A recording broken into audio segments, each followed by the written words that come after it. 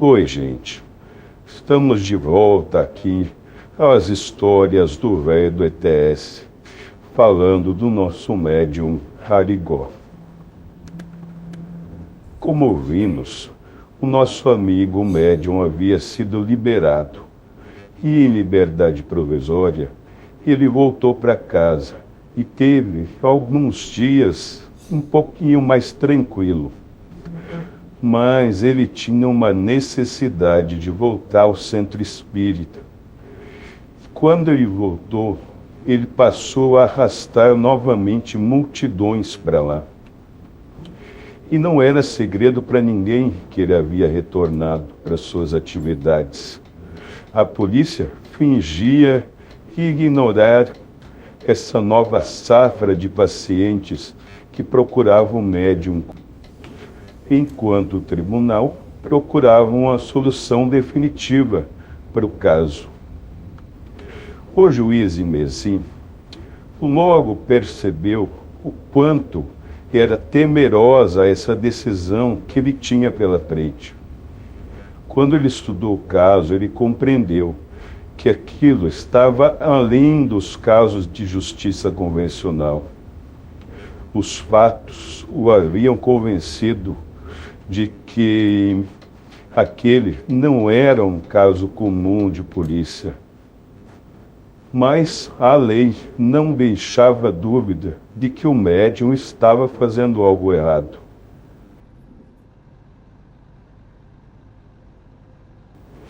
Como juiz, ele sabia que teria que condenar o Arigó. Porém, como um ser humano, ele entendia que não tinha capacidade de compreender aquele estranho poder, além dele também não ser capaz de lidar com aquela situação. No começo, o juiz não tinha uma opinião formada sobre as coisas que lia nos jornais ou que ouvia a respeito do médium. Mas agora, depois de inteirar-se dos fatos, ele percebeu que ele precisava conhecer o médium mais de perto. E não era difícil, pois, como muitas pessoas, ele sabia que o Arigó havia voltado a atender os pacientes de Congonhas. Com exceção das cirurgias, Arigó não fazia questão de esconder sua atividade. E mesmo em cirurgias, não fazia tanto segredo sobre elas.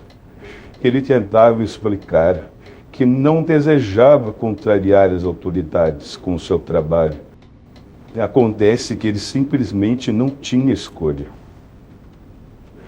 Na verdade, enquanto ele estava em liberdade provisória, não fazia diferença que ele continuasse exercendo as suas curas, porque as provas contra ele já tinham sido levantadas. Então, não custava nada que ele continuasse ajudando o máximo de pessoas que ele pudesse. Arigó recebeu a visita de 2 homens da lei.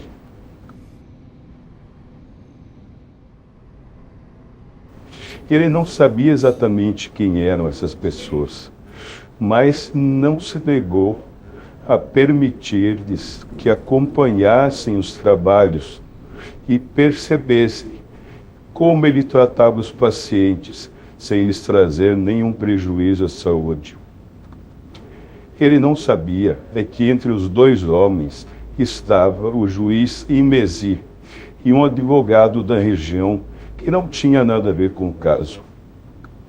Naquele dia, o primeiro caso do médium foi uma mulher que estava completamente cega por conta de uma catarata que já tinha atingido seus 2 olhos. Esse era um daqueles casos comuns que o médium recebia diariamente. E ele então pediu para que o juiz Imesi o ajudasse e segurasse a cabeça da paciente. O juiz ficou constrangido, um pouco assustado, mas atendeu o pedido do médium. O procedimento que ele fez foi semelhante ao qual já se havia relatado diversas vezes por diversas pessoas que se apresentaram para observar o trabalho do Arigó.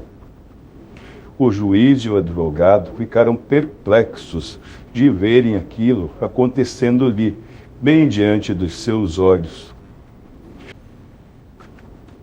Depois da cirurgia, o médium olhou para o juiz e sorriu e disse: "O senhor sabe que não fui eu quem fiz isso, e sim o Dr. Fritz." Mais tarde, o juiz contou que voltou diversas vezes para ver o trabalho, para acompanhar o trabalho do médium, porque, segundo ele, ele tinha muita dificuldade em acreditar naquelas coisas e queria se convencer de que aquilo era mesmo a verdade. Esse juiz se esforçava em estudar e tentar compreender um pouco mais daquele homem, o qual o destino dele estava em suas mãos. Com o resultado, o juiz somente confirmou aquilo que ele já tinha percebido, que o caso não poderia ser considerado como um caso convencional. E o juiz disse que, se dependesse dele, a ordem seria de que Arigó fosse levado para uma universidade para que fossem feitos estudos científicos, mas ele não podia se deixar levar pelos sentimentos, porque esse tipo de coisa não estava previsto na lei. Assim, ele teria que encontrar uma outra solução. Durante vários dias e várias noites, o juiz se concentrou em todas as declarações que foram dadas nos depoimentos, principalmente aquelas declarações feitas por médicos e que haviam documentações anteriores e posteriores sobre a situação dos pacientes. E ele procurou por informações que lhe permitisse conciliar a lei judicial e técnica com aquela situação tão especial. Ele observou com cuidado o resultado das curas realizadas em cada paciente, e então vire à direita, cuja medicina já tinha falhado. A Igreja Católica já tinha dado sinais de aceitação em relação à parapsicologia. E o juiz levou isso em consideração, principalmente porque um dos mais respeitados homens daquela época em parapsicologia era o Padre Quevedo, e que tinha já declarado que o médium Arigó estava acima do patamar daqueles que eram considerados curandeiros.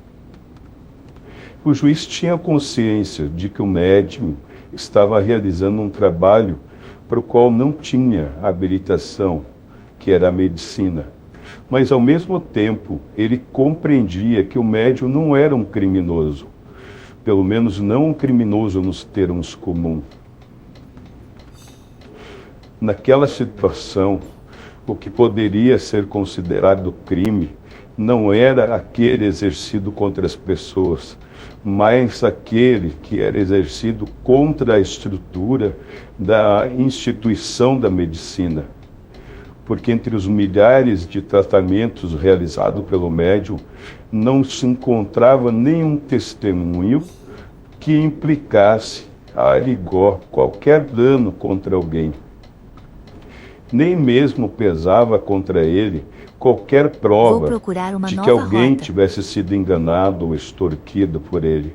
Mantenha-se à direita. O juiz Imesi, então, por mais que ele odiasse essa situação, ele sabia que ele tinha que condenar o Arigó e que teria que enviá-lo novamente para a prisão.